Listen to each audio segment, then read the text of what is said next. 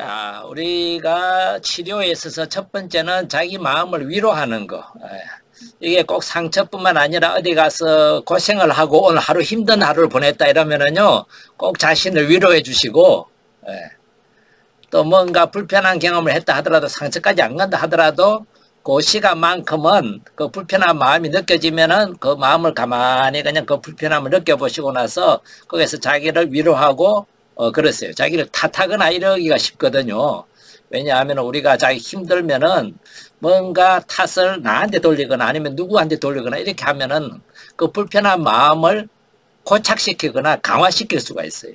키워낸단 말이에요. 그래서 그렇게 하기보다 나를 위로하고, 나도 탓하지 않고, 나중에 좀 말씀드리겠지만은요, 내 탓도 네 탓도 아닌 우리가 살아가면서 만날 수 있는 그런 상황들이 참 많거든요. 그런 것들로 우리가 세상을 볼 수 있는 눈을 키우는 게 나중에 이제 우리가 일상에서 면역력 키우기나 이런 데서 좀 말씀을 드리겠지만, 일단은 내 탓도 하지 말고, 그래서 나를 위로하는 거, 그렇게 하면은 좋겠습니다. 자, 상처의 일반적인 우리가 상처의 요인들, 원인들을 좀 탐색해 보는 거를 이제 두 번째 위로하기 다음에 이제 두 번째 단계로서 좀 할 건데요. 처음에 우리가 상처의 일반적인 요인을 한번 살펴본다면요. 일반적인 요인은 그냥 간단하고 단순화시켜서 본다면요. 외부에 어떤 자극이 있어요. 그 다음에 이 자극이 있으면은 그 자극에 대해서 내부적인 반응이 딱 서로 만나는 그 지점에서 상처가 발생을 해요. 그래서 외부 자극이 없거나 내부의 반응이 일어나지 않으면 상처라는 건 안 생겨요. 그 두 개가 만나요. 마치 손뼉치는 거하고 마찬가지예요. 오른손과 왼손이 서로 마주쳐야 소리가 나요. 마주치지 않으면 소리가 안 나. 마주치지 않으면 소리가 안 나요.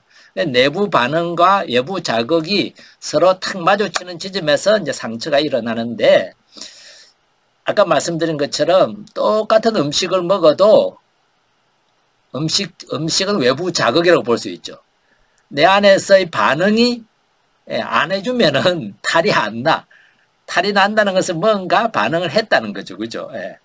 그래서 그런 어떤 반응과 자극이 이제 만나는 것이 이제 상처라고 이렇게 볼 수 있는데, 외부 자극들에는 보통 어떤 자극들이 있느냐 하면은요, 여러 가지 자극들이 이제 우리가 생각할 수 있는데, 최적으로 보면은요, 다른 사람의 말이나 표정, 태도, 또는 사건, 어떤 상황, 이런 것들이 외부 자극들이 돼요.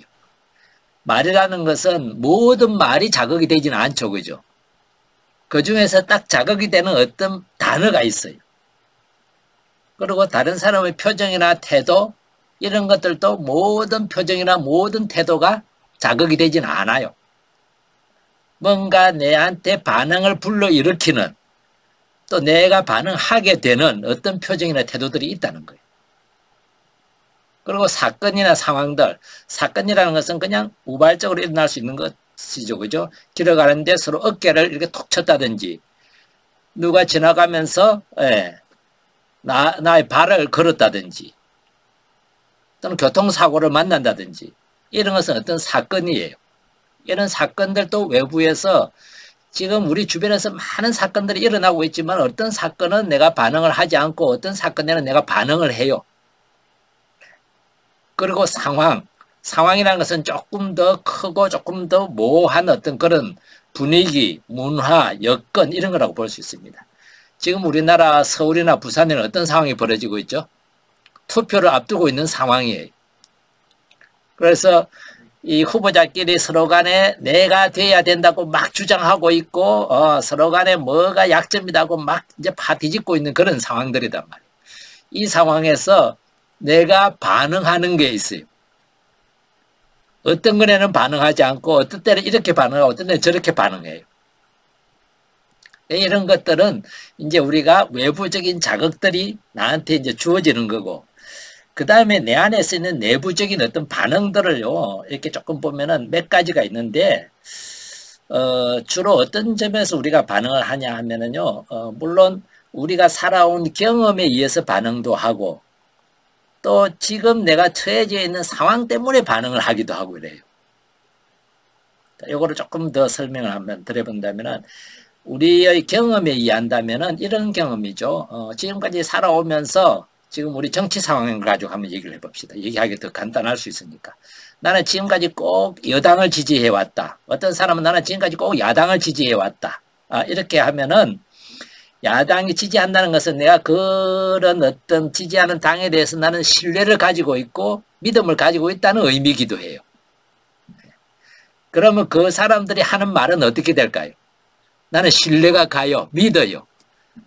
그런데 지지하지 않고 반대하는 어떤 당이 말하는 것에 대해서는 옳고 그르고의 근거를 내가 찾아보지도 않고 무조건 거짓말일 거야.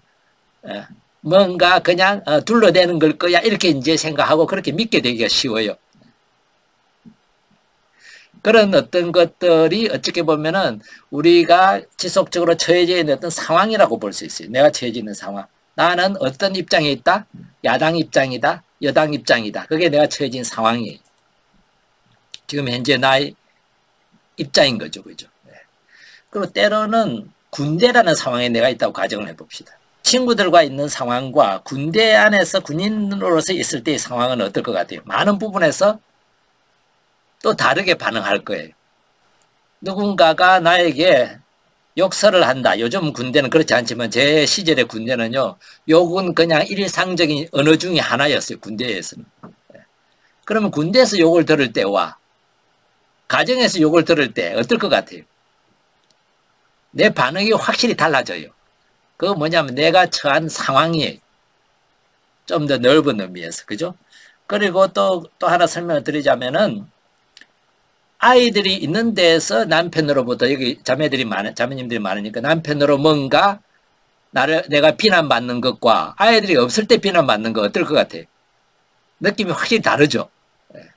그게 뭐냐면 내가 처한 상황이 또 외부적인 하나의 자극이 될 수도 있고 내부적인 어떤 것이 될 수도 있어요. 그래서 경험이나 내가 지금까지 살아오면서 어떤 경험이나 또는 지금 내 안에 있는 처한 어떤 입장들이 내 내부에서도 영향을 미칠 수 있고 외부적인 어떤 상황을 어떻게 반응할까에도 영향을 미칠 수가 이제 있다는 거죠.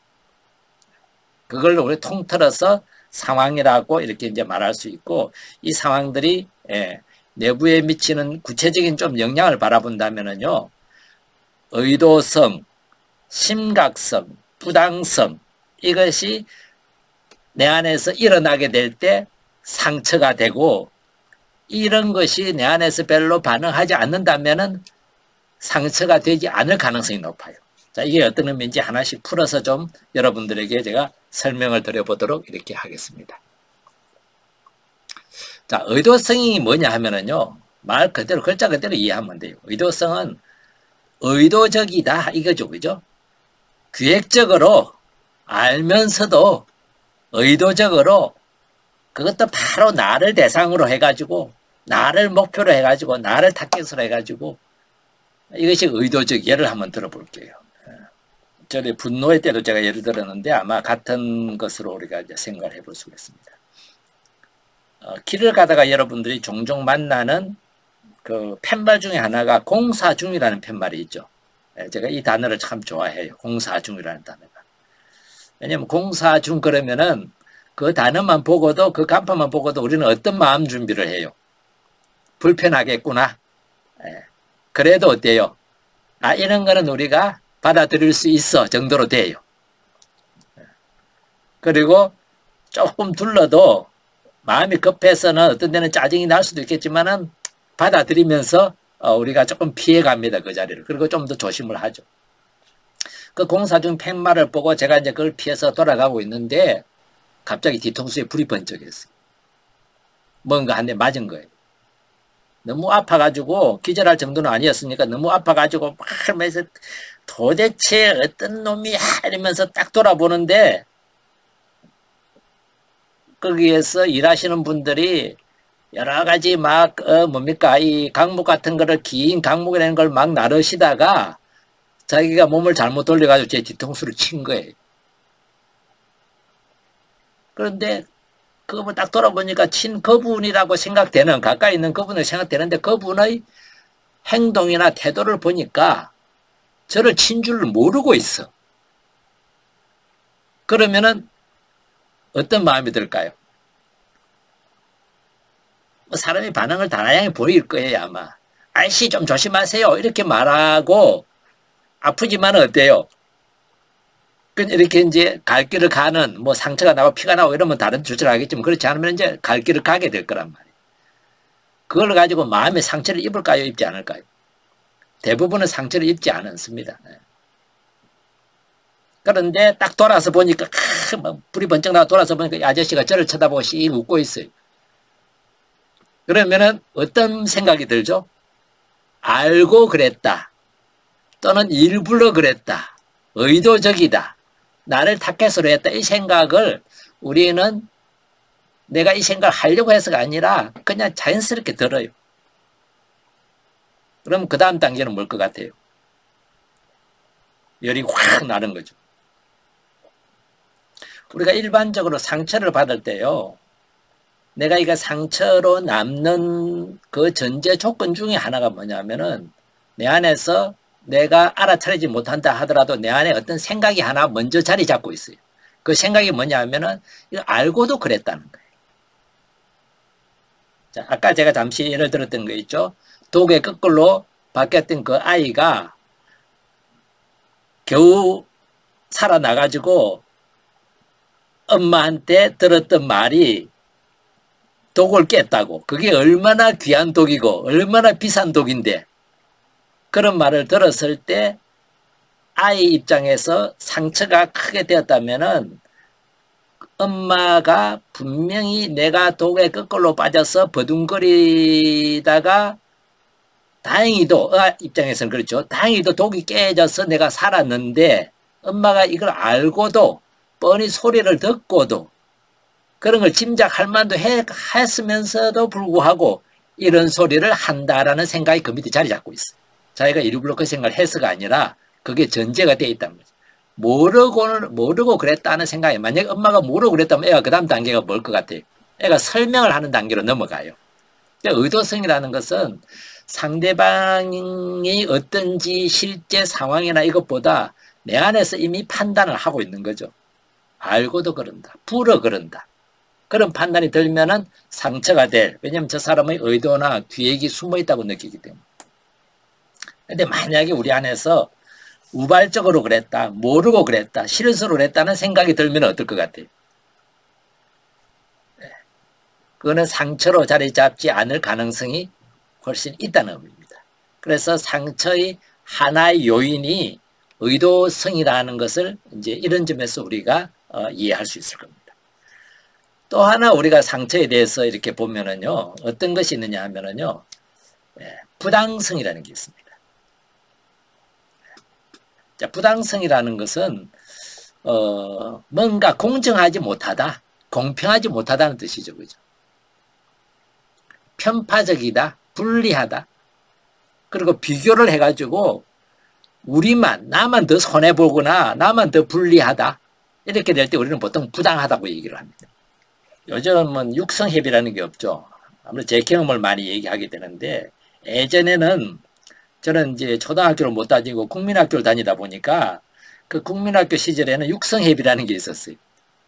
근데 예전에는 가난하다 보니까 육성회비를 저는 이제 첩첩산중에 살았기 때문에 첩첩산중에는요 그 생산물은 많이 있을 수 있어요.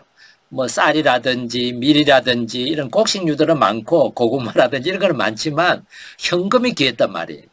시골 사람들은 그거를 장에 내다 팔아야 이제 현금을 마련할 수 있는데 보통 때는 현금이 없어도 살아가는 데 지장이 없었거든요. 아마 여기 연세든 분들은 기억을 다 하실 거예요. 이발하러 가면은 뭐 해요? 가서 그냥 줄 하나 딱 꺼놓으면은 그냥 이발해줘요. 그리고 가을에 되면은 뭐예요? 쌀 한 말 이렇게 갖다 주면은 이발비가 다 계산이 되거나 다 그랬단 말이에요. 그런데 학교에서 내는 거는 현금을 내야 돼요. 돈을 내야 된단 말이에요. 그래서 어떤 때는 선생님이 그래요. 육성회비 아직 못 낸 사람 손들어. 그래가지고 손들면 나와서 복도에 꿇어 앉혀요. 예. 어떤 선생님은 그랬단 말이에요. 그런데 어떤 아이는 안 꿇어 앉혀. 그런데 저 아이는 내가 육성회비 안 내면 분명히 아는데 나만 복도로 불러내어가지고 만약에 꿇어 앉혀서 손들고 있으라 그러면은 제 입장에서는 어떤 느낌이 들까요? 이건 부당하다. 편파적이다. 이런 느낌이 들어요. 가정에서는요, 이게 비일비재하게 일어나요. 여러분들이 어릴 때 기억나요? 저도 이제 형제가 있었는데 형한테는 새 가방을 사주고 저한테는 형이 쓰던 가방을 나중에 물려주는 거예요. 이거는 뭐죠? 부당한 거예요. 그 아이 입장에서는. 왜? 이왕 새 거 사주려 그러면은 분명히 형도 사주고 나도 사줘야 공정한 건데 형만 사준다는 것은 이건 부당한 거예요. 그 부당한 것을 경험하면은 뭔 느낌이 들죠? 상처를 받게 돼. 보통 이런 부당함으로 인해서 오는 상처가 감정으로 자리 잡을 때 그 감정은 억울함이 많아요. 뭔가 부당하다. 뭔가 이거는 공평하지 못하다. 나만 더 손해본다. 그리고 비교해서도 우리는 부당함을 경험하요. 이 부당함의 나름대로의 기준들이 있어요. 그 나름대로의 기준이 누구의 기준일까요? 나의 기준이에요. 부당한지 공정한지 기준도 누구한테 있을까요? 내 안에 있어요. 군대에서요. 벌을 받을 때 다 같이 벌을 받으면 어때요? 부당하다는 느낌이 안 들어요. 그런데 나만 받으면 어떨 것 같아요? 부당해요. 이 기준들이 각자 주관적이고 개인에 따라서 얼마든지 다른 기준들을 가질 수 있다는 거. 그래서 상처도 마찬가지예요. 뭔가 내가 부당한 경험을, 부당한 자극을, 부당한 대우를, 뭔가 부당한 그런 불이익을 내가 받아야 되는 상황이라고 내가 판단을 하게 되고 그렇게 해석하게 될 때 바로 상처가 될 그런 하나의 요인이 된다는 겁니다. 또 하나 볼까요? 그 다음에 심각성이. 내가 받는 피해가 부당하지도 않아. 그리고 저 사람이 의도한 것도 아니야. 그런데 내 피해가 심각하면은 상처가 되죠. 대표적인 예들이 뭐냐면 교통사고들이에요. 상대 운전수가 나를 일부러 치어서 뭔가 장애를 입게 만들어야 되겠다 이렇게 한 거 아니잖아요. 그리고 여기에서 왜 하필 저 사람을 치질 않고 나를 쳤을까? 이것도 아닐 거예요. 의도성은 전혀 없어요. 그럼에도 불구하고 내가 입은 피해가 심각하다면은 그 피해가 어떤 육체적이든 마음의 어떤 심리적이든 아니면은 어떤 재산에 대한 것이든 피해가 심각하면은 상처가 된다는 거예요. 그런데 이 심각하다는 개념도 회복할 수 없는 엄청난 하늘이 무너지는 사람에 따라서 아마 다른 생각이 자리 잡을 겁니다. 그런데 만약에 그런 생각보다 누구에게나 일어날 수 있는 어쩔 수 없는 삶에서 피할 수 없는 이런 생각을 한다면은 심각한 피해라 하더라도 상처가 없어지지는 않겠지만 조금은 더 내가 치유하거나 완화시킬 수 있는 데 도움이 되겠죠. 그죠? 자, 아까 들었던 예를 가지고 이 전체를 한번 설명을 다시 한번 드려볼게요. 부모님이 형한테만 가방을 사줬다. 의도성이 있을까요? 없을까요? 상처가 된 아이 입장에서는 분명히 이거는 형을 더 사랑한다는 엄마의 표시다. 평소에도 그랬는데 옷도 사줄 때는 형한테 먼저 사주고 나한테는 나중에 형이 커가지고 안 맞으면 나한테 입으라고 줬는데 이거는 엄마가 형을 더 사랑하는 뚜렷한 증거다. 이거는 심각한 거다. 나는 사랑받지 못한다. 이건 보통 문제가 아니다. 그리고 이거는 부당하다. 엄마가 알고도 그런다. 자, 하나의 상처에 이것이 다 개입될 수 있어요. 의도성, 부당성, 심각성. 아이 입장에서는. 예. 왜냐하면 상처는 아이가 받는 거기 때문에 부모가 상처 줄 마음이 있다면은 의도적으로 부당하게 심각한 피해를, 데미지를 주면 되겠죠. 그죠? 근데 부모는 그런 의도나 지향이 전혀 없어요. 그런데 아이 입장에서는, 경험하는 사람 입장에서는 그런 생각이 먼저 자기 안에 자리 잡아요. 만약에 아이가 그 시절에 제가 아이 때 이런 생각을 했다면은, 아, 엄마가 형이 자꾸 크고 또 새로 학교에 들어갔으니까 새로 입학 기념으로 아니면 학년이 올라갔기 때문에 아니면 중학교에 갔기 때문에 아직 새로 가방을 사주고 지금 몸에 안 맞으니까 옷을 사줬다. 그리고 내까지 살라 그랬는데 지금 현금이 없어가지고 다음에 사주려고 아마 밀어놨다. 아이가 이 생각을 했으면 어떨 것 같아요? 상처가 될까요? 안 될까요? 안 되겠죠. 예. 근데 아이 때는 그런 생각을 한다면은 어른 중에서도 아마 더 큰 어른일 거예요. 그죠? 예. 그러니까 보통 우리가 어떤 생각을 할 때는 주로 누구 입장에서 생각을 하게 될까요? 내 입장에서 생각을 하게 돼요. 내 기준에서, 내 경험에서, 내가 바라보고 있는 또 내가 처해져 있는 그런 입장이나 상황에서 어떤 사건을 지금 내가 겪고 있는 것을 해석하고 판단하게 되어 있다는 거죠. 그런데 그 해석과 판단 안에 내가 조금 들여다보면은 지금 이거는 부당하다는 판단, 이거는 의도적이라는 판단, 이거는 심각하다는 그런 판단들이 내 안에 들어있게 된다면 이거는 100% 상처로 간다는 거예요.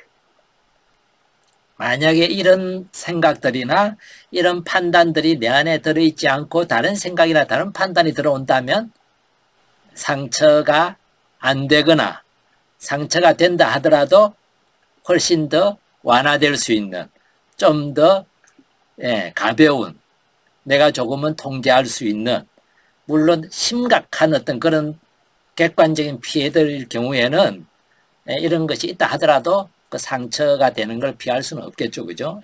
그렇지만은 그런 어떤 심각한 외적인 어떤 그런 후유증이 오랫동안 남을 수밖에 없는 것이 아니라면은 우리는 상처를 이렇게 완화시킬 수 있게 되는 것이 바로 이런 요인들에서부터 비롯된다는 거.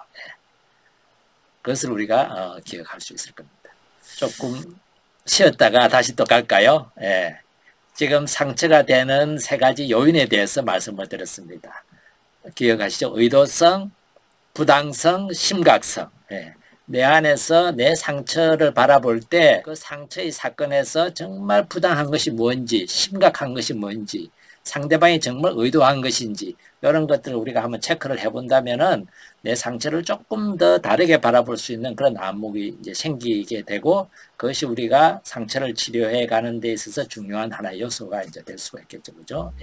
잠시 한 5분 쉬셨다가 다시 시작하도록 하겠습니다.